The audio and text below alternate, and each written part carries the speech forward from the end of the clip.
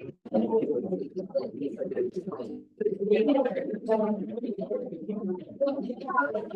evening all, welcome to Learners Academy.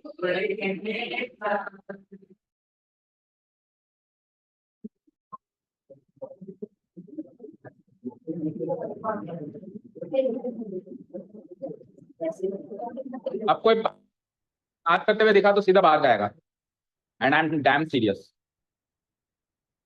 Okay. So the next topic and the first topic of the chapter is distance formula. This is the very first topic of the chapter which we are supposed to study. इससे पहले हमने क्या किया? We just did the revision part of class 9th yesterday कि coordinate geometry होता क्या है. Just हमने ये सीखा कोऑर्डिनेट ज्योमेट्री होता क्या है. बस. और कोई न्यू स्टूडेंट नहीं है ना? कोई न्यू स्टूडेंट थोड़ी ना आज. ओके, ये तो कल ही आ गया था ना. आज आएगा. फर्स्ट क्लास है आज. क्या नाम है? पूरा नाम बताओ और स्कूल का नाम बताओ. आप अंशिका में ही हो. आप लेके आए उसको. ये लेके आए. और आपको कौन लेके आया? तो भाई जिसको लाना है ना जल्दी ले आ. जैसे किस्तों में मतलब एक एक दो दो करके, क्योंकि इसके बाद अब ये लास्ट है. इसके बाद हम नहीं लेंगे स्टूडेंट्स. हो गया हमारा फुल कोटा. और दूसरी चीज इनका भी नुकसान है, क्योंकि अब आगे पढ़ेंगे तो क्या ही पढ़ेंगे. पहले कहीं पढ़ रहे थे? घर पे बैठे आराम कर रहे. भूल गए थे क्लास 10 पे. बैठिए. हाँ जी, अब बातें नहीं. So the very first topic is distance formula. कल हमने थोड़ा बहुत सीखा था कि डिस्टेंस फॉर्मूला का मतलब एक ऐसा फॉर्मूला चाहिए मुझे जो दो पॉइंट्स के बीच का डिस्टेंस पता करके दे. एक ऐसा फॉर्मूला चाहिए मुझे जो क्या करके दे? दो पॉइंट्स के बीच का डिस्टेंस पता करके दे. अब आप कहेंगे सर दो पॉइंट्स के बीच का डिस्टेंस तो मैं स्केल से नाप लूंगा, बट वो तो यूक्लिड ज्योमेट्री का पार्ट है. स्केल से नापना is part and parcel of Euclid geometry. जो कोऑर्डिनेट ज्योमेट्री है इसमें दो पॉइंट्स के बीच की डिस्टेंस हम कैसे नापेंगे? With the help of coordinates. With the help of coordinates. और जो फॉर्मूला हमको ये डिस्टेंस नापने में मदद करेगा उस फॉर्मूला का नाम क्या होगा? अब पहले तो मैं डिस्टेंस फॉर्मूला बता देता हूं और फिर उसका करेंगे प्रूफ. तो उसका क्या करेंगे हम? प्रूफ. पहले इंप्रेशन में डिस्टेंस फॉर्मूला कैसा दिखता है वो बता देते हैं एक बार. ठीक है, अब ध्यान से देखें सब लोग स्क्रीन पे. सपोज करो मेरे पास एक कोऑर्डिनेट प्लेन पे दो पॉइंट्स गिवन है, जहां आपकी मर्जी हो मार्क कर दो.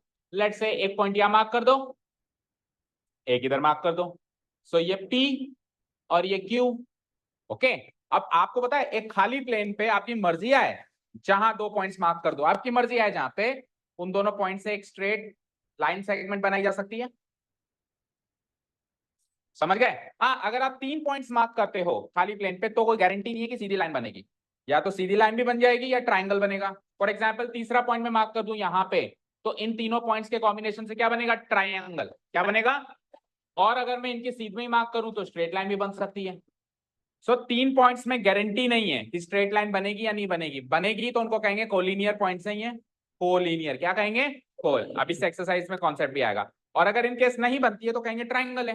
बट दो पॉइंट्स की तो गारंटी है. दो पॉइंट्स की तो गारंटी है ना. तो जब मैं कह रहा हूं दो पॉइंट्स के बीच की दूरी निकालो तो आपको फिक्स है कि सर एक लाइन सेगमेंट बनेगी और उस लाइन सेगमेंट की लंबाई मुझे निकाल के देनी है.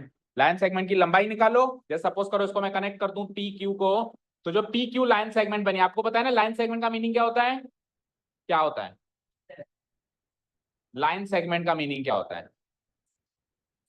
ऐसी लाइन जिसके दो एंड पॉइंट्स फिक्स हो. ऐसी लाइन जिसके दो एंड पॉइंट्स फिक्स हो. देखो लाइन का कोई एंड पॉइंट नहीं होता, ये लाइन है आर पार. ये लाइन है आर पार. और सेगमेंट का मतलब होता है टुकड़ा. सेगमेंट का मतलब होता है पार्ट या टुकड़ा. तो इस लाइन का मैंने सेगमेंट निकाल लिया तो क्या बन गया? Line segment. कैसे? एक कट मैंने इसको यहां लगाया, एक कट मैंने इसको यहां लगाया, तो इसके एंड पॉइंट्स बन गए. तो ये ए बी क्या बन गई? मेरी एक लाइन सेगमेंट बन गई. लाइन का सेगमेंट है ये, लाइन का टुकड़ा है. समझ गए? ओके. सो यहाँ पे पी क्यू एक लाइन सेगमेंट है बेटा, है ना. तो इस पी क्यू लाइन सेगमेंट की लंबाई पूछ लो या पी और क्यू के बीच की दूरी पूछ लो, एक ही बात है. और ये हम दूरी कैसे या ये लंबाई कैसे बताएंगे? With the help of coordinates. With the help of everything in this chapter will be done with the help of coordinates. तो अगर सर उसने ये पॉइंट पी दिया है तो उस पॉइंट पी के कोऑर्डिनेट्स भी दिए होंगे. अगर उसने पॉइंट क्यू दिया है तो पॉइंट क्यू के भी उसने कोऑर्डिनेट्स दिए होंगे, क्योंकि चैप्टर का नाम ही क्या है, कोऑर्डिनेट ज्योमेट्री। अगर चैप्टर का नाम जस्ट ज्योमेट्री होता या यूक्लिड ज्योमेट्री होता तो कोऑर्डिनेट्स देने की जरूरत नहीं थी, लेकिन चैप्टर का नाम क्या है, कोऑर्डिनेट ज्योमेट्री। ये स्पेशल टाइप ऑफ ज्योमेट्री जिसमें हर चीज कोऑर्डिनेट्स की मदद से चलती है। तो पी के भी कोऑर्डिनेट्स गिवन होंगे, क्यू के भी कोऑर्डिनेट्स गिवन होंगे, हमको नहीं पता क्या है, तो हम हाल फिलहाल मान लेते हैं इसका एक्स कोऑर्डिनेट x1 और इसका y कोऑर्डिनेट y1। तो दूसरे पॉइंट का एक्स कोऑर्डिनेट मान लेते हैं x2 और y कोऑर्डिनेट मान लेते हैं y2। यहां तो कोई डाउट नहीं है। दो पॉइंट्स जिसके दोनों कोऑर्डिनेट्स गिवन है, चारों कोऑर्डिनेट्स अब हमारे पास हैं। ये कोई न्यूमेरिक वैल्यू में गिवन होंगे, वो भी कोई न्यूमेरिक वैल्यू में गिवन होंगे। अब PQ लंबाई निकालने के लिए क्या करना है, ध्यान से सुनना। सरल सी भाषा में याद करते हैं, सरल सी भाषा में याद कराओ। स्क्वायर रूट ऑफ, बोलो साथ में, sum of squares of difference of both the coordinates. ये बड़ी कॉम्प्लिकेटेड लैंग्वेज है, ये सरल है क्या, लिखने के बाद सरल लगेगी। अब सुना क्या किया मैंने, सबसे पहले क्या बोला था मैंने, सम बोल रहा था, स्क्वायर रूट ऑफ, सबसे पहले क्या बोला था, सेकंड स्टेज पे क्या बोला था, सम ऑफ, थर्ड स्टेज पे क्या बोला था, यानी किसी का स्क्वायर होगा, इधर भी किसी का स्क्वायर होगा और इधर भी किसी का स्क्वायर होगा। लास्ट में क्या बोला था, difference of both the coordinates, difference of both the coordinates, x coordinates का डिफरेंस करो और वाई कोऑर्डिनेट्स का डिफरेंस करो। अब डिफरेंस का मतलब क्या होता है, बड़े में से छोटा माइनस करना। अब यहाँ पे हालांकि आप इसमें से इसको माइनस कर दो तो भी चलेगा, उसमें से इसको माइनस कर दो तो भी चलेगा, आंसर में कोई फर्क नहीं आएगा। क्यों, क्योंकि मैं स्क्वायर कर रहा हूँ। क्या कर रहा हूं मैं, सपोज करो मैं 7 में से 5 को घटाऊं, क्या मिलेगा 2, 7 में से 5 को घटाऊं क्या मिलेगा, और 5 में से 7 को घटाऊं क्या मिलेगा। लेकिन जब मैं माइनस करने के बाद दोनों का स्क्वायर करूं तो 2 का स्क्वायर भी 4 और -2 का स्क्वायर भी, तो एट लास्ट आप स्क्वायर कर रहे हो ना, इसके कोई फर्क नहीं पड़ेगा कि इसमें से इसको घटाएं या इसमें से इसको घटाएं, आंसर तो सेम ही आना है, क्योंकि आप स्क्वायर कर रहे हो। तो स्क्वायर कर रहे हो तो अगर आंसर अलग भी आया होगा, माइनस में भी आया होगा, तो स्क्वायर होकर पॉजिटिव हो गया होगा, समझ गए क्या। बट हम फॉर्मूला को फॉलो करेंगे, तो फॉर्मूला में उसने क्या सिखाया है, x2 - x1, क्या सिखाया है, x2 - x1। अब ऐसा क्यों, क्योंकि हमेशा terminal point minus initial point होगा, क्या होगा,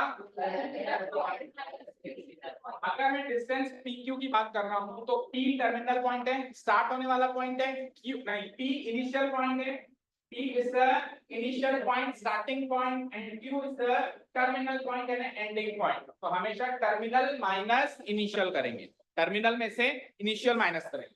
तो Q के कोऑर्डिनेट्स x2 y2 है और P के कोऑर्डिनेट्स x1 y1 है, तो टर्मिनल में से इनिशियल माइनस करना है, तो x2 में से x1 माइनस करना है और y2 में से, ये मतलब देखा कि x2 में से आपने y1 घटा दिया और y2 में से x1 घटा दिया, ये तो पूरा का बड़ा हो जाएगा।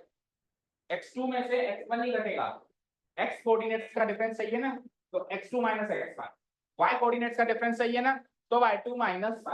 तो एक लास्ट स्टेज इसमें हम कंप्लीट कर देते हैं, इधर लिख देते हैं हम x2 - x1। ये हो गया मेरा x कोऑर्डिनेट्स का डिफरेंस, ये हो गया मेरा y कोऑर्डिनेट्स का डिफरेंस, और ये मेरा हो गया फॉर्मूला कंप्लीट। मुझे बताओ फॉर्मूला याद हुआ क्या,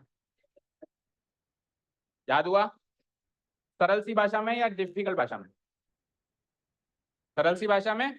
अब सरल सी भाषा कैसे बोलोगे इसको, सरल सी भाषा में किसी को समझाना तो कैसे कहोगे, देखो सरल सी भाषा, बिल्कुल सरल सी भाषा बोलूं, दोनों कोऑर्डिनेट्स के डिफरेंस के स्क्वायर का सम का रूट, दोनों कोऑर्डिनेट्स के डिफरेंस के स्क्वायर का सम का रूट। ऐसा करने से कि अगर हम इस तरह लेंगे तो कभी y2 तक प्लस का माइनस कर सकते हैं, लेकिन इस लैंग्वेज में याद करेंगे, इस लैंग्वेज में याद करेंगे तो शायद हमको लंबे समय तक याद रहेगा। क्या, दोनों कोऑर्डिनेट्स के डिफरेंस का स्क्वायर का, और लास्ट में बोलो पंखुड़ी, याद हुआ, बोलो फिर बोलो, दोनों कोऑर्डिनेट्स के, आप सबका नाम पंखुड़ी है तो पंखुड़ी 1 पंखुड़ी 2 पंखुड़ी 3 ऐसे नामकरण कर लें। यस, दोनों के नहीं, दोनों कोऑर्डिनेट्स के स्क्वायर, रूट तो अंत में, सम फिर रूट, ठीक है, दोनों कोऑर्डिनेट्स के डिफरेंस के स्क्वायर का सम का रूट। एक ही फ्लो में याद रखो ताकि फॉर्मूला लंबे समय तक याद रहे। अब सर ये फॉर्मूला आया कहां से, व्हाट इज द प्रूफ कि ये फॉर्मूला करेक्ट है, तो अब अपन इसका प्रूफ सीखने वाले स्टार्ट करें इसका प्रूफ। रेडी? ओके। अब इसके प्रूफ सीखने के लिए कुछ देखो, कभी भी किसी थ्योरम के किसी फॉर्मूले का प्रूफ सीखना होता है ना, तो कुछ तैयारी करनी होती है।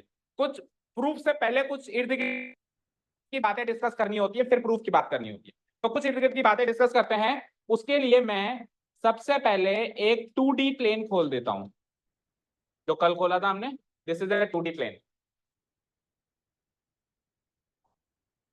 अब मुझे कॉमन सेंस से बिल्कुल जनरल सी बात पूछ रहा हूं मैं आपसे, एक चीज सोच के बताना। सपोज करो एक पॉइंट है मेरे पास इस 2D प्लेन पर, इस जगह पे। दिख रहा है सबको? दिख रहा है? सबको दिख रहा है क्या? और एक पॉइंट है इस जगह पे। ओके, चाहो तो मैं इनको कनेक्ट कर देता हूं, लाइन सेगमेंट बना देता हूं। बना दूं? बन गई? मुझे बताओ, आपको कुछ नहीं आता, आपको डिस्टेंस फॉर्मूला नहीं आता, आप बिल्कुल नए नए अभी इस चैप्टर में आए हो, आपको कुछ नहीं आता डिस्टेंस फॉर्मूला, अभी जो फॉर्मूला सिखाया वो भी नहीं आता ऐसे मानो, तो भी क्या इस लाइन की लंबाई नहीं निकाल सकते? कॉमन सेंस से भी नहीं निकाल सकते क्या? बताओ। आप क्या कहोगे, सर ये जो लाइन, ये जो पॉइंट है ना, ये 1 2 3 कदम दूर है। ओके, और वो जो अंतिम वाला पॉइंट है ना, वो कितने कदम दूर है? 1 2 3 4 5 6 7 8 9 10 कदम दूर है। तो ये पॉइंट अगर 3 कदम दूर है, वो पॉइंट अगर 10 कदम दूर है, तो इसकी डिफरेंस कर दूंगा तो 7 यूनिट इसकी लंबाई हो जाएगी। अब कोई डिस्टेंस फॉर्मूला तो नहीं लगाया सर, ये तो बड़ी आसानी से निकल गया। निकल गया ना? यानी कि आप अगर कोई लाइन एक्स एक्सिस के पैरेलल रखी हुई है, तो उसकी लंबाई निकालना आपके लिए बाएं हाथ का खेल है, किसी फॉर्मूले की जरूरत नहीं है। सिमिलरली अगर कोई लाइन वाई एक्सिस के पैरेलल रखी हुई है, जैसे रख देते हैं मान लो इधर से लेकर इधर तक, तो इसकी लंबाई निकालना भी आपके लिए बाएं हाथ का खेल है। बताओ, है ना? बताओ इसकी लंबाई टोटल कितनी होगी, इसकी लेंथ कितनी होगी? यहां से यहां तक देखो, ये पहला वाला पॉइंट कितना दूर है? 1 2 3 कदम। आप इधर से भी देख सकते हो, 3 की सीध में आ रहा है, और ये किसकी सीध में आ रहा है? 8 की सीध में। तो 8 - 3 का जो गैप होगा, उतनी इसकी लंबाई होगी 5 सेंटीमीटर। तो अगर एक लाइन एक्स एक्सिस के पैरेलल है, तो उसकी लंबाई निकालना मेरे लिए छुट्टी होगा। अगर एक लाइन वाई एक्सिस के पैरेलल है, तो उसकी लंबाई निकालना भी मेरे लिए छुट्टी होगा।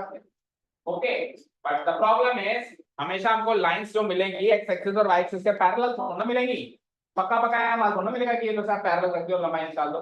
हमको डायगोनल लाइंस मिलेगी, ऐसे वर्टिकल इंक्लाइंड लाइंस मिलेगी। कैसे? हमको ऐसी लाइन मिलेगी, इसकी लंबाई निकालो। हमको ऐसी लाइन मिलेगी, इसकी लंबाई निकालो। तो अब यहाँ पे इतना आसान नहीं होगा कि हमने कदम गिन लिए और बता दिया। समझ गए क्या? ओके, तो अब इसकी लंबाई कैसे निकालते हैं ये हमको सीखना है। यहां से डिस्टेंस फॉर्मूला की उत्पत्ति होगी। अच्छा, इसी बात को, अभी जो हमने सीखा है, इसी बात को थोड़ा सा और अगर अपन एक्सपेंड करें, तो मुझे बताओ इसकी लंबाई आपने कितनी बताई थी? 7 यूनिट्स। आपने किस में से किसको माइनस किया था ये बता दो। 10 में से 10 और 3 क्या है?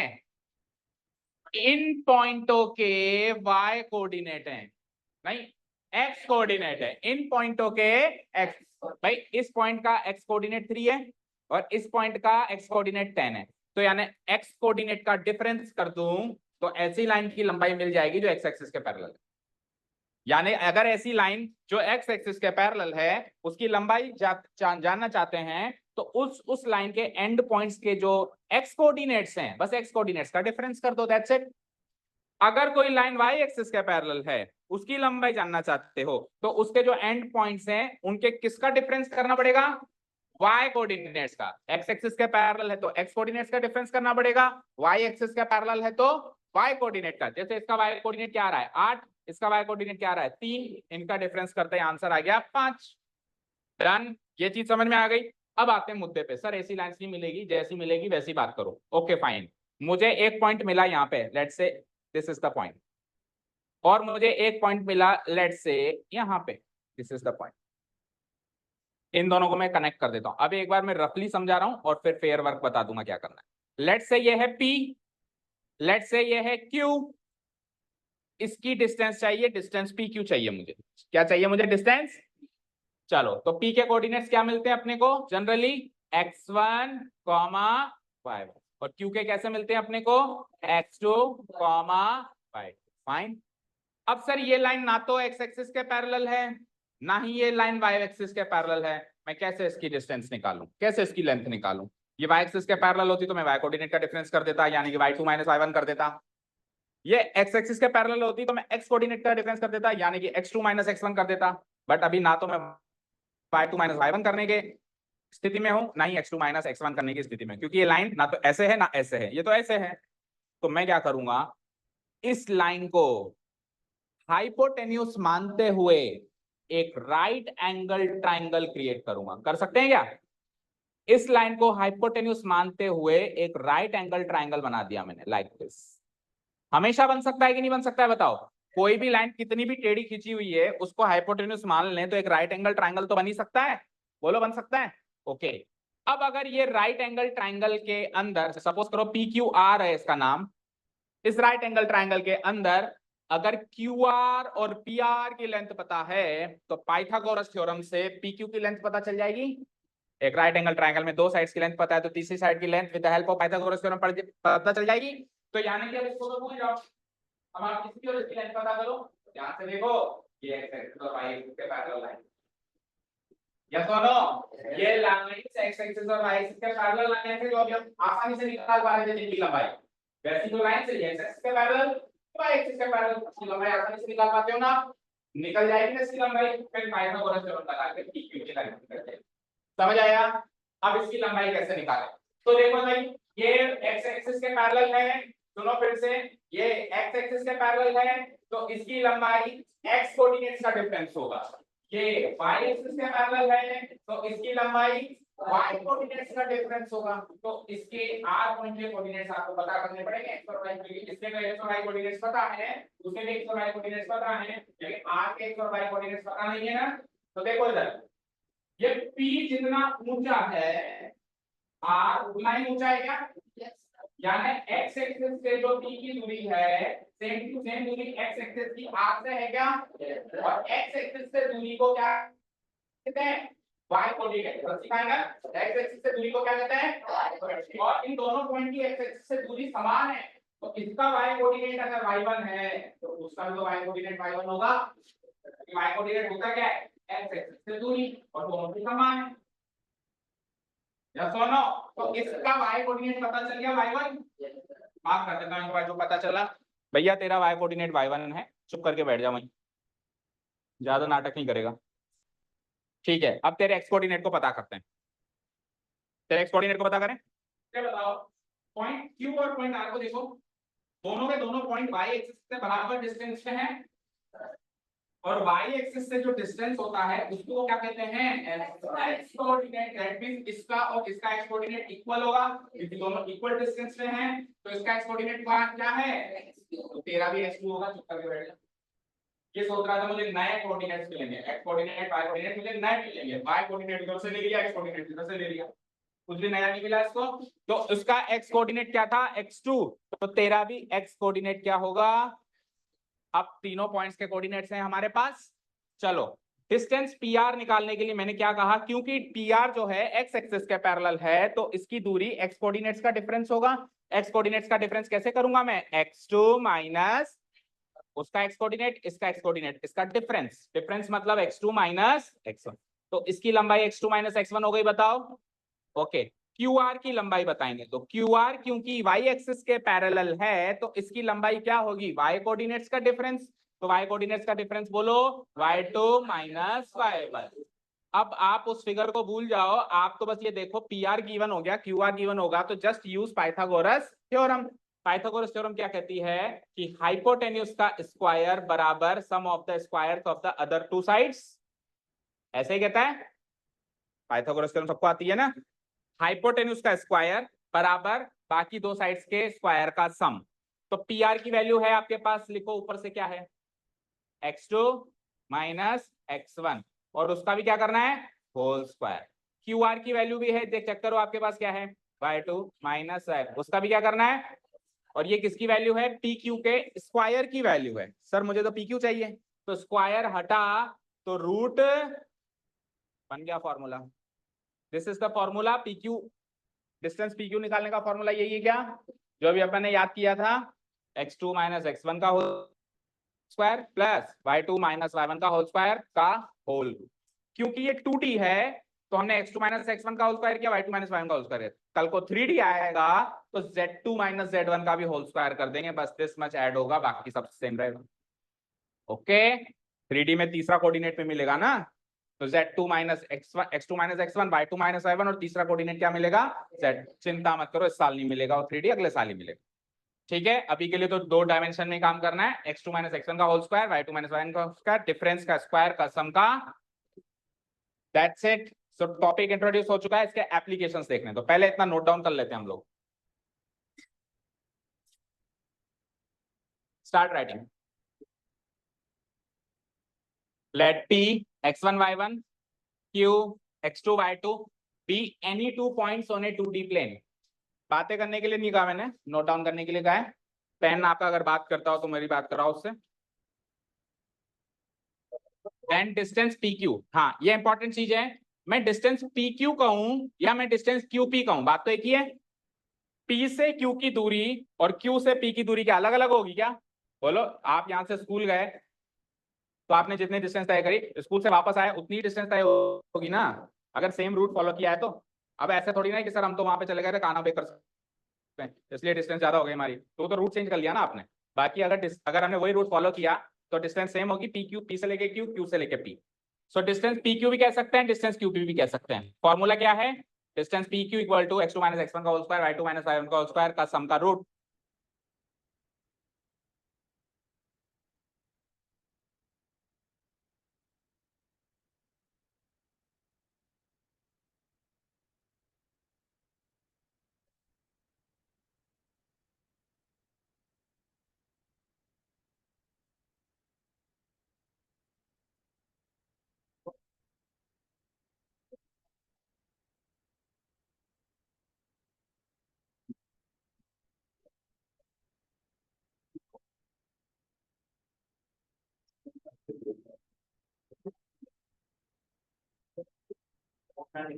इतना लिख दिया। अब जो प्रूफ हमने सीखा है वो प्रूफ अपने को अपने नोट्स में भी नोट डाउन करना है, चाहे से रफली नोट डाउन करें। सो रफली एक 2D प्लेन बना लो, 2D प्लेन बना लो रफली। अब रफली का मतलब ऐसे नहीं होता कि ऐसे बना दिया, थोड़ा सा ढंग से है ना। और ये तो कहने की जरूरत नहीं कि कोऑर्डिनेट ज्योमेट्री यानी ज्योमेट्री स्टार्ट हो चुका है तो स्केल और ये सब लेके आना है, ये तो शायद ही मुझे बोलने की जरूरत पड़े। ज्योमेट्री स्टार्ट हो चुका है तो आपको स्केल पेंसिल शार्पनर ये तो मेंटेन करना पड़ेगा। नहीं लाई हो टीना, नहीं लाई हो? कौन कौन नहीं लाया हाथ खड़े करो।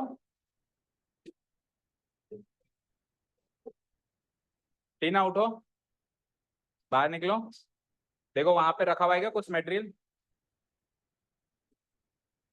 जाके देख के आओ। एक एक ही लाना, जैसे 2 पेंसिल हो तो एक ही लाना, 2 स्केल हो तो एक ही लाना।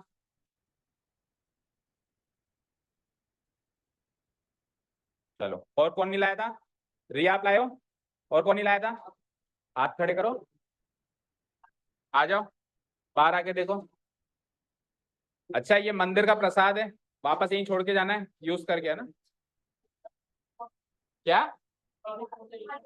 वापस? नहीं, यहाँ पे छोड़ के जाते हैं। तो नोट डाउन भी करते जाओ। We will draw a 2D plane, we will draw a 2D plane.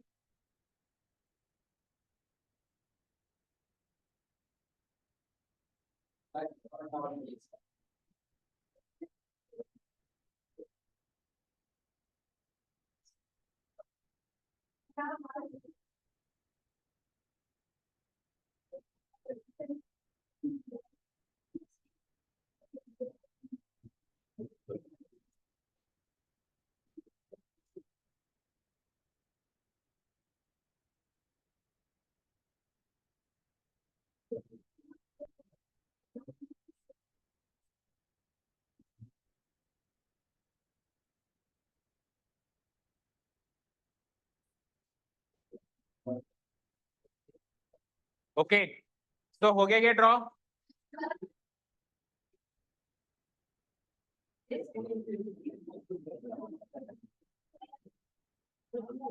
हाँ जी, चलो लेट्स रीड आउट।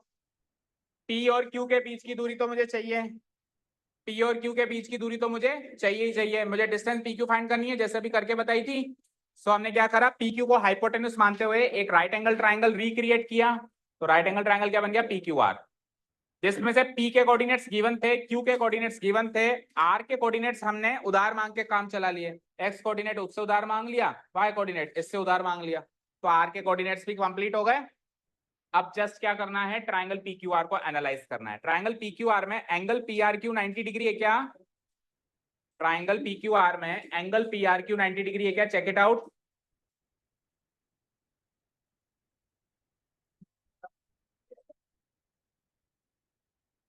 यस और no, it is a right angle triangle. Check करो PRQ राइट एंगल ट्राइंगल है, तो PR की लंबाई, अब PR क्या है साहब, एक्स एक्सिस के पैरेलल, तो एक्स एक्सिस के पैरेलल है तो एक्स कोऑर्डिनेट्स का डिफरेंस यानी x2 माइनस x1। QR क्या है, y कोऑर्डिनेट्स का डिफरेंस, y कोऑर्डिनेट्स का डिफरेंस मतलब y2 माइनस y1। एक बार ये दोनों आ गई तो just using Pythagoras theorem hypotenuse भी आ जाएगा। By using Pythagoras theorem we have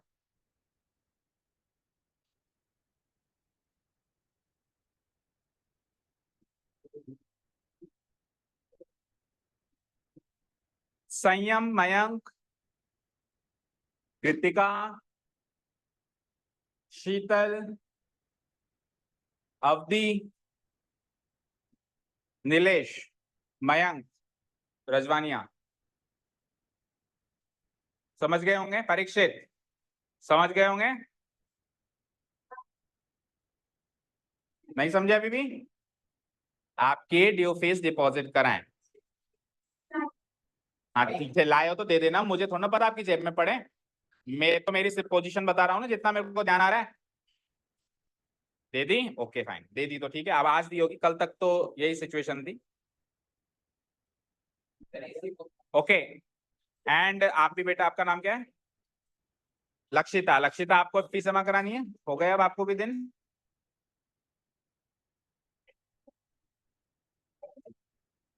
okay, so P Q का square. And one more thing, आपकी जो आंसर शीट्स में चेक करता हूँ, हर आंसर शीट पे एक नोट डालता हूँ हर बार, लेकिन हर बार वो चीज इंप्रूव नहीं होती। दो तीन चीजें हैं, जैसे एक तो आप टॉपिक नेम नहीं लिखते, एक आप चैप्टर का नंबर नहीं लिखते, तारीख नहीं लगाते, और कईयों के तो नाम भी गायब होते हैं। अगली बार से अगर इन तीनों चारों में से कोई भी फील्ड एम्प्टी मिली तो उसके मार्क्स कटेंगे। वन मोर थिंग, आपकी जो टेस्ट नोटबुक है उसमें जो पुराने टेस्ट पेपर आपने कर रखे हैं उसके कुछ ग्राफ शीट्स हैं जो उसमें लावारिसों की तरफ भटक रहे हैं उस नोटबुक के अंदर। उसको उस ग्राफ शीट को एक बार आप खोल के देखिए, मैंने उसमें कितने नोट डाल चुका हूं अब तक। हर बार मैं डालता हूं पेस्ट दिस, हर बार डालता हूं, लेकिन उस पर कोई संज्ञान नहीं लिया जाता। नेक्स्ट टाइम से वो लावारिस मिले तो आपके मार्क्स भी लावारिस कर दूंगा, ठीक है, समझ गए। -5 मिलेगा अगर इनमें से कोई भी कमी मिली तो, जो मार्क्स आए उसमें से -5 एक्स्ट्रा मिलेगा। तो माइनस में भी चलते हैं हमारे यहाँ, 10 में से 15 में से -3 ऐसे भी आ सकते हैं। प्रियांश के आए थे लास्ट ईयर, प्रूफ है हमारे पास। ओके ठीक है, एंड द स्टूडेंट्स जिन्होंने इस वाला टेस्ट जो है पेपर पे दिया था, शीट ऑफ पेपर पे, शीट ऑफ पेपर पे दिया था, उनको भी वार्निंग है। अब सब आ चुके हैं, सबको पता है कि शीट ऑफ पेपर पे टेस्ट अलाउड नहीं है, तो आपको टेस्ट नोटबुक पे ही टेस्ट देने हैं। अब क्या होता है, कई बच्चों ने टेस्ट नोटबुक बाद में बनाई, तो 2-3 चैप्टर के टेस्ट उन्होंने शीट ऑफ पेपर पे दे दिए, तो वो शीट ऑफ पेपर वापस लाके उस टेस्ट नोटबुक पे पेस्ट करनी है। ये भी इंस्ट्रक्शंस थे क्या, गुम गई तो फिर से बनाओ। हाँ बिल्कुल, आप तो आंसर्स लिखो ना, आप तो आंसर जानते हो ना उसके। मैं ये चाहता हूं आपकी टेस्ट नोटबुक पे पुराने आंसर शीट्स के सारे आंसर्स नोट डाउन हो, ताकि जब आप रिवीजन करें तो हमारे टेस्ट पेपर में आपको पता है अच्छे अच्छे क्वेश्चंस होते हैं, तो आप केवल उन क्वेश्चंस का रिवीजन कर लें इनके सॉल्यूशंस आपके पास लिखे हुए हैं, तो पूरा टेस्ट रिवीजन, पूरा जो चैप्टर है वो रिवाइज हो सकता है। तो टेस्ट लेने का पर्पस ही पूरा नहीं हुआ जब आपने आंसर शीट ही खो दी। कईयों ने तो पन्ने फाड़ दिए, साइंस की कॉपी को अचानक से मैथ्स की बना दिया ऑन द स्पॉट। वो सारे आंसर शीट्स मुझे नेक्स्ट टेक्स्ट बुक में चाहिए। एक चैप्टर का टाइम है आपके पास, नहीं है तो आंसर शीट्स बनाओ और पेस्ट करो। समझ गए, कितने टेस्ट ले लिए हमने, 5। पांचों टेस्ट पेपर के आंसर शीट्स आपकी टेस्ट नोटबुक पे पेस्टेड होने चाहिए टिल द नेक्स्ट एग्जाम, इस चैप्टर के एग्जाम पर, ठीक है। नहीं तो आपको अगले एग्जाम में नहीं बैठने दिया जाएगा, आपको एब्सेंट मार्क करेंगे, घर वालों को फोन और करेंगे। समझ गए क्या? टेस्ट नहीं दिया तो घर वालों से बात कर लेंगे क्यों नहीं दिया, उसका भी कारण होगा। अच्छा आपने पुराने टेस्ट नहीं दिया, कोई बात नहीं, पुराने टेस्ट नहीं दिया तो भी उसके आंसर्स आपको लिखने हैं टेस्ट नोटबुक में, टेस्ट पेपर के। पेपर तो आपको लेना है, मैं थोड़ा ना घर डाकी की तरह घर घर जाके देने आऊंगा। अगर आप एब्सेंट हैं तो आपकी जिम्मेदारी है कि अगले दिन आके टेस्ट पेपर कलेक्ट करें। एब्सेंट है ना, अब तो आ गए, तो जब जिस जिस टेस्ट पेपर में आप एब्सेंट थे आके टेस्ट पेपर कलेक्ट करें। ये जिम्मेदारी किसकी, मेरी? अभी लास्ट टेस्ट में कौन कौन एब्सेंट था? आपने लिया टेस्ट पेपर? क्यों? आज याद आया जब मैंने टोका। और आपने लिया टेस्ट पेपर? फिर अभी पूछेंगे तो कहेंगे सर हमारे पास तो टेस्ट पेपर ही नहीं है, सर ने दिया ही नहीं, सर तो घर पे देने आएंगे। कॉपी कराओ, मुझसे ले लो, कुछ भी करो, पर आपके पास होना चाहिए। The point is that. चलिए बैक टू द टॉपिक। मैंने आपको पहले भी कहा है बेटा, मेरी क्लास में मुझे सिंसियरिटी चाहिए, ये सारी चीजें फॉलो होनी चाहिए। समझ गए? हार्ड वर्किंग लोग कभी भी सक्सेसफुल नहीं होते। कौन होते हैं सक्सेसफुल? सिंसियर लोग। और ये सारी चीजें सिंसियरिटी में आती है कि जो टीचर कह रहा है उसकी डिमांड्स को पूरी करें। ठीक है? यस। पी क्यू का square equal to P R square plus Q R square. So यहां से पी आर की वैल्यू पुटअप कर दी हमने, यहां से क्यू आर की वैल्यू पुटअप कर दी, तो स्क्वायर हटा तो क्या लग गया? अब जो कई बच्चे बिल्कुल रिसेंटली जिन्होंने ज्वाइन किया है उनको बहुत पुराने पेपर्स तो नहीं करने की जरूरत है, लेकिन जो रिसेंट में एक दो टेस्ट पेपर हुए हैं वो तो करना ही है आपको, जब से आपने ज्वाइन किया है। जैसे मान लो किसी ने रियल नंबर से ज्वाइन किया है तो उसको रियल नंबर का टेस्ट पेपर तो करना जरूरी है। किसी ने मान लो अरिथमेटिक प्रोग्रेशन से ज्वाइन किया तो उसको वो करना जरूरी है। ठीक है? ओके। तो पी क्यू की वैल्यू आ चुकी है, ये फाइनल जो हमने सीखी है, x2 माइनस x1 का whole square plus y2 minus y1 का होल स्क्वायर, और ये हमको प्रूफ मिल चुका है। मिल गया प्रूफ? फॉर्मूला याद हो गया, डिस्टेंस फॉर्मूला? ये फाइनल फॉर्मूला है हमारे पास। ठीक है? Next topic section formula exercise 7.2 होगी। 7.1 पे आ जाइए सीधे, straight away come to the exercise part. Exercise पीछे है क्या शौर्य? पीछे उसके पास रह गई क्या आपकी एक्सरसाइज? तो मैंने कहा एक्सरसाइज पे आ जाओ, तो आपने उसकी तरफ देखा। हाँ भाई, और लोग खोल रहे हैं कि नहीं खोल रहे हैं? फिर खोले तो मैं खोलूंगा ना।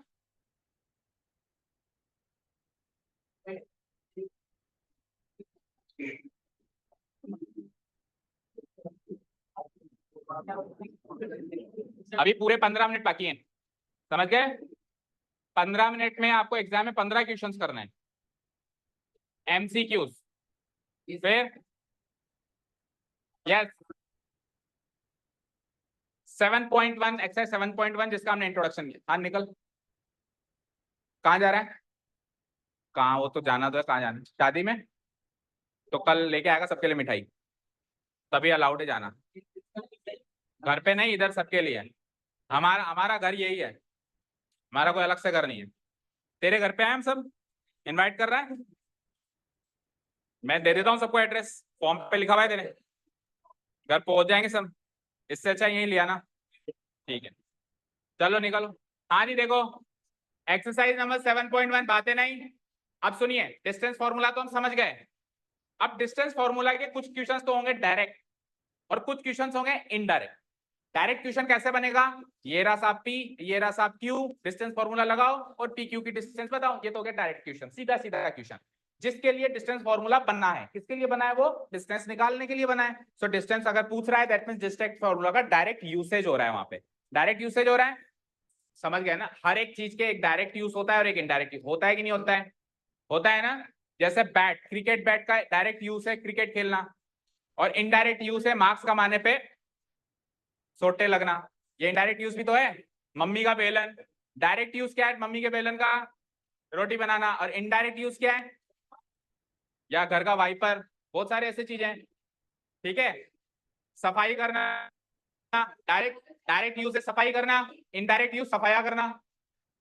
ओके चलो आओ। So similarly in the similar manner in the similar manner direct distance formula के भी डायरेक्ट और इनडायरेक्ट यूसेज दोनों है। डायरेक्ट यूसेज मतलब जिसके लिए वो बना है, वो किसके लिए बना है, डिस्टेंस निकालने के लिए बना है। सो सीधा सीधा जैसा पहले क्वेश्चन में करा डिस्टेंस, फाइंड द डिस्टेंस, तो डिस्टेंस फॉर्मूला ही तो डिस्टेंस निकाल के देगा। तो पहला क्वेश्चन डायरेक्ट यूसेज पे बेस्ड है, लेकिन और भी यूसेज हैं जैसे कि कोलिनियरिटी चेक करना, ठीक है, जैसे कि ये चेक करना कि ये ट्रायंगल है या नहीं है। बहुत सारे और भी यूसेज हम नीचे इस एक्सरसाइज में आगे कंटिन्यू करेंगे। शुरुआत होगी डायरेक्ट यूसेज से, धीरे धीरे इनडायरेक्ट यूसेज जैसे कोलिनियरिटी चेक करवा रहे हैं, तो ये सारे यूसेज में हम डिस्टेंस फॉर्मूला के सीखेंगे। Yes, the first question is find the distance between the following pair of points. हर एक क्वेश्चन में दो पॉइंट्स के पेयर गिवन है। कोई ऐसे नहीं कहेगा सर ये चार पॉइंट्स हैं, ये 4 पॉइंट्स हैं कि 2 पॉइंट्स हैं, ये 2 पॉइंट्स हैं, क्योंकि कोऑर्डिनेट ज्योमेट्री में एक पॉइंट जो है अपने कोऑर्डिनेट से जाना जाता है। किससे जाना जाता है, तो ये एक पॉइंट है, ये दूसरा पॉइंट है, इन दोनों के बीच की दूरी चाहिए मुझे। ओके चलो स्टार्ट राइटिंग। अब क्योंकि पहला ही क्वेश्चन है तो बिल्कुल बेसिक तरीके से करेंगे हम। Here the coordinates of the points of the 2 points, दोनों पॉइंट्स का नाम क्या रखेंगे हम, P और Q, क्योंकि फॉर्मूला में डिस्टेंस PQ सीखा है अपन ने, तो P and Q of the points P, ठीक है, and Q are given as. अब जो पॉइंट P के कोऑर्डिनेट्स हैं, जो पॉइंट P के कोऑर्डिनेट्स हैं उनको हम मार्क कर देते हैं x1, y1 से। टेल मी, उनको मार्क कर देते हैं x1, y1 से, x1, y1। एंड जो पॉइंट Q के कोऑर्डिनेट्स हैं उनको हम मार्क कर देते हैं x2 एंड y2। फाइन, तो मुझे बताओ x1, y1 की वैल्यू क्या है, गिवन क्वेश्चन को चेक करो एंड बताओ मुझे x1, y1 की वैल्यू क्या है, 2 और 3। x1, y1 की वैल्यू क्या है, पहले पॉइंट के कोऑर्डिनेट्स यानी 2 एंड 3। सो इधर लिख दो 2, उधर लिख दो 3। ओके, कॉमा लगा दो, कॉमा लगा दो। पॉइंट Q के कोऑर्डिनेट्स यानी x2, y2 की वैल्यू क्या हो गई, दूसरा पॉइंट क्या गिवन है, 4 एंड 1, तो x2 हो गया 4 और y2 हो गया 1। ये चीज समझ में आई, जो पहले पॉइंट के कोऑर्डिनेट्स हम x1, y1 से डिनोट कर तो दूसरे पॉइंट के कोऑर्डिनेट्स हम x2, y2 से डिनोट कर दो। और क्योंकि ये डायरेक्ट क्वेश्चन है और पहला क्वेश्चन है तो हम बिल्कुल बेसिक तरीके से कर रहे हैं बच्चों की तरह, ये x1, ये y1, ये x2, y2। जैसे जैसे हम थोड़ा एडवांस हो जाएंगे तो हम ये सब नहीं लिखेंगे कि x1 ये है, x2 ये है, सीधे बस फार्मूला लगाएंगे और आंसर निकालेंगे। ओके चलो, now the distance between the given pair of points, the distance between the given pair of points P and Q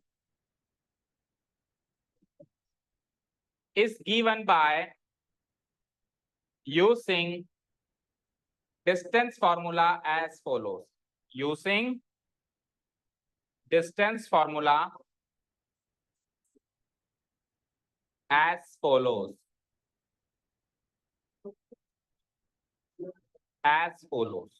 okay, तो डिस्टेंस फॉर्मूला का इस्तेमाल करना है। Distance PQ equal to, Parikshit बताओ फॉर्मूला, x2 माइनस x1 का whole square है, आगे बोलो, प्लस y2 माइनस y1 का होल स्क्वायर और इसके ऊपर रूट। देखो मैं पहले y2 माइनस y1 का होल स्क्वायर भी लिख सकता हूँ, क्योंकि प्लस ही तो कर रहे हैं हम, तो प्लस कर रहे हैं तो इसको इसमें प्लस करूं या उसको उसमें प्लस करूं, ये सेम आंसर आएगा। तो कोई अगर y2 माइनस y1 का होल स्क्वायर लिखे, x माइनस x1 का होल स्क्वायर हाथ में लिखे तो भी चलेगा। ओके, कोई फर्क नहीं पड़ेगा। चलो now just put the values and find the answer. Values put up कर दें, तो बताओ x2 की वैल्यू क्या देख पा रहे हो, 4 माइनस x1 की वैल्यू क्या देख पा रहे हो, 2, 4 माइनस 2 का होल स्क्वायर हो गया यहाँ पे। आगे बढ़ो, y2 की वैल्यू क्या देख पा रहे हो आप, 1 माइनस y1 की वैल्यू क्या देख पा रहे हो, 3 का होल स्क्वायर हो गया। 4 माइनस 2 क्या होता है? तो ये 2 का स्क्वायर, और 1 माइनस 3 क्या होता है? तो -2 का भी स्क्वायर, और इस पूरे का रूट। बताओ जरा, 2 का स्क्वायर प्लस -2 का स्क्वायर भी, इसका स्क्वायर भी 4, इसका स्क्वायर भी 4 + 4, और √8 को सॉल्व करना सबको आता है। कैसे? फैक्टराइज करके। √8 को कैसे सॉल्व करेंगे? फैक्टराइज करके। इसके बाद इसके ऊपर देखो ऐसे करेंगे इसको, √8 को फैक्टराइज कर दो, 2 × 2 × 2, तो 2 × 2 का एक पेयर कंप्लीट होता है, तो वो तो आ जाएगा बाहर, जो इनकम्प्लीट है वो रहेगा अंदर, 2√2। अब ये क्या है? ये डिस्टेंस है। ये क्या है? यानी लंबाई है, तो लंबाई को हम लिखेंगे यूनिट्स। क्या लिखेंगे? अगर एरिया होता तो क्या लिखते हैं? Square units. एरिया होता तो क्या लिखते हैं? Square units. अगर वॉल्यूम होता तो क्या लिखते हैं? Cubic units. क्या लिखते हैं? क्यूबिक। तो अभी तो ये लेंथ है, तो वी विल 2√2 के आगे हम लगा देंगे, we will mark it units. 2√2 units answer. Check करो फ्रॉम द आंसर की। बैक बंद करने के लिए नहीं कहा?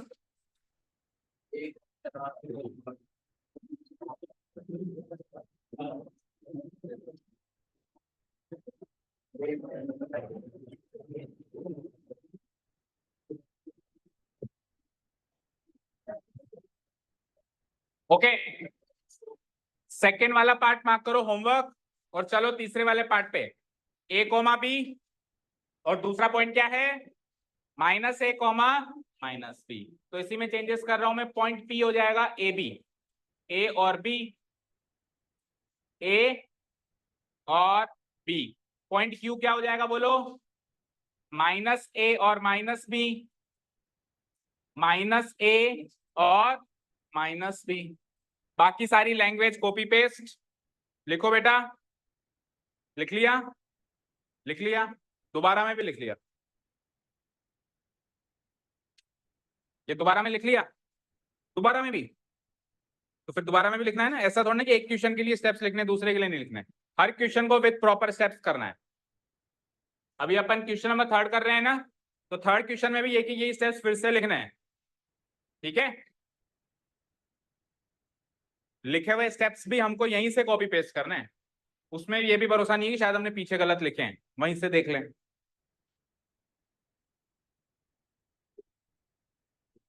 मास्टर को ले जाना एग्जाम में।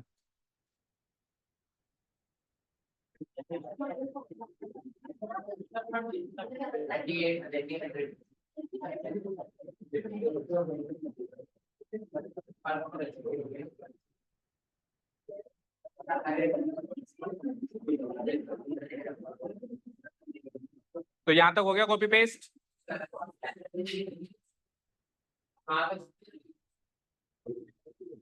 बस मैंने पॉइंट्स के कोऑर्डिनेट्स ही तो चेंज किए हैं, बाकी लैंग्वेज तो सेम रहेगी।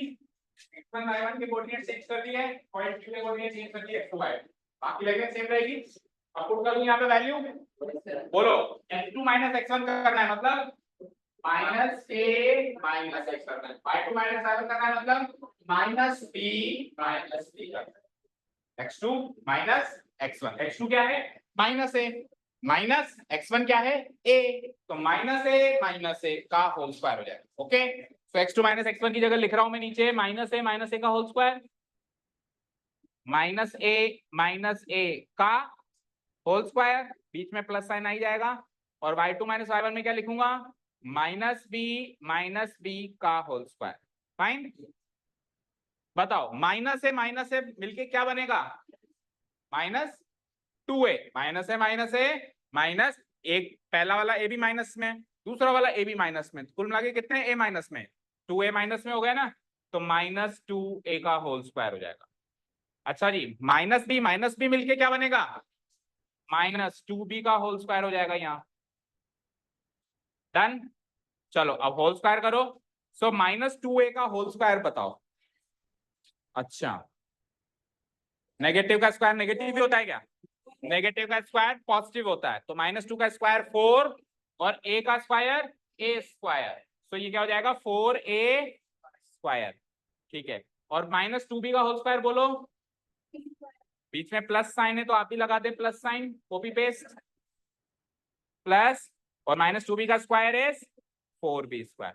अब आप देखो 4a स्क्वायर और 4b स्क्वायर में से कुछ कॉमन आ रहा है, 4 कॉमन आ रहा है। तो देखो नेक्स्ट पेज पे करता हूं मैं, यहां तक तो आ चुके हैं हम 4a square plus 4b square तक, ठीक है। क्या करेंगे, इनमें से 4 कॉमन ले लेंगे, ले लिया तो 4a स्क्वायर में से 4 कॉमन लिया तो क्या बचा, और 4b स्क्वायर में से 4 कॉमन लिया तो क्या बचा। अब देखो ये a square plus b square तो परफेक्ट स्क्वायर नहीं है। परफेक्ट स्क्वायर क्या होता है, जिसके पूरे के ऊपर स्क्वायर लगा हुआ, इसके पूरे के ऊपर स्क्वायर नहीं है, इस पे अलग है, इस पे अलग है। अगर ये a प्लस b का होल स्क्वायर होता, पूरे में स्क्वायर होता, तो ये भी परफेक्ट स्क्वायर माना जाता। लेकिन 4 तो परफेक्ट स्क्वायर है, तो जो परफेक्ट स्क्वायर है वो तो सॉल्व होकर बाहर आ जाएगा, और जो परफेक्ट स्क्वायर नहीं है वो अंदर ही बैठ। जब परफेक्ट स्क्वायर बन जाए तो बता देना, देखो बाहर निकाल देंगे।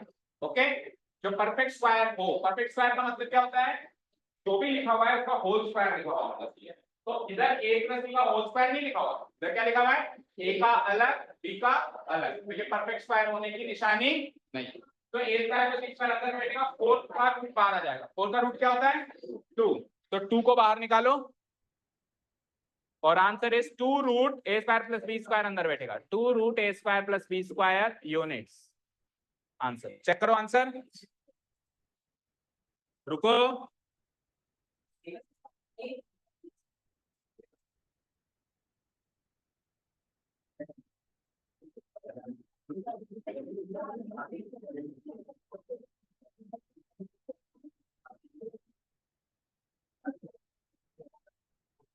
अभी 3 मिनट कम है टाइम होने में। ये हो गया नोट डाउन, हो गया। क्वेश्चन नंबर 2 होमवर्क मार्क कर लो, पढ़ लो इसको एक बार।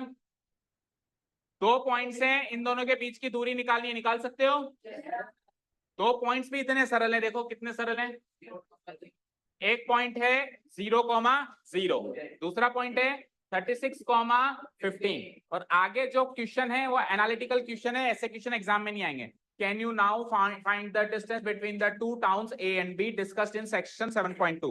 आप सेक्शन 7.2 में जाएंगे ना, तो वहां पे 2 टाउन्स के बारे में उन्होंने बताया होगा, एक होगा टाउन A, एक होगा टाउन B। तो टाउन A को उन्होंने 0,0 पे प्लेस कर दिया होगा, टाउन B को उन्होंने 36,15 पे प्लेस कर दिया होगा, और उन्होंने पूछा होगा कि इन दोनों टाउन्स के बीच की दूरी निकालो। तो अगर आप इन दोनों पॉइंट्स के बीच की दूरी निकाल लो, तो वही दूरी इन दोनों टाउन्स के बीच की हो जाएगी। फिर हमको क्या करना है, 2 पॉइंट्स के बीच की दूरी निकालनी है। ओके, सो अब ये सरल क्यों है ये बताओ, क्योंकि दोनों पॉइंट्स में से एक पॉइंट तो 0,0 ही है, दोनों पॉइंट्स में से एक पॉइंट तो 0,0 ही है, और दूसरा पॉइंट बताओ 36। तो आपको 0 को तो सॉल्व करने की जरूरत ही नहीं है ना, बोलो। जब आप 36 माइनस 0 करोगे तो 36 ही आएगा, और जब आप 15 माइनस 0 करोगे तो 15 ही आएगा। तो जब भी 2 पॉइंट्स के बीच की दूरी निकालनी हो, और उसमें से एक पॉइंट ओरिजिन खुद हो, 0,0 क्या होता है ओरिजिन, दोनों पॉइंट्स के बीच की दूरी निकालनी हो, एक पॉइंट ओरिजिन खुद हो, तो उसको तो भूल जाओ, बचा हुआ जो पॉइंट है, जो बचा हुआ पॉइंट है उनका स्क्वायर करके जोड़ दो, दैट्स इट। तो 36 का स्क्वायर करना है बस आपको, क्या करना है 36 का स्क्वायर करना है, और दूसरा क्या था 15 का। परीक्षित बताओ 36 का स्क्वायर क्या होता है, 36 का स्क्वायर क्या होता है एवरीवन, 1296, वेरी गुड। और 15 का स्क्वायर क्या होता है, जोड़ो 4 5 11 10 2 12 3 और 2 5, 1521, किसका स्क्वायर है ये, वेरी गुड आंसर। तो ये 2 क्वेश्चंस पूरे करके आएंगे घर से। Thank you so much for listening to us, have a nice day, keep learning and bye bye. उधारी का माल वापस छोड़ो यहाँ पे।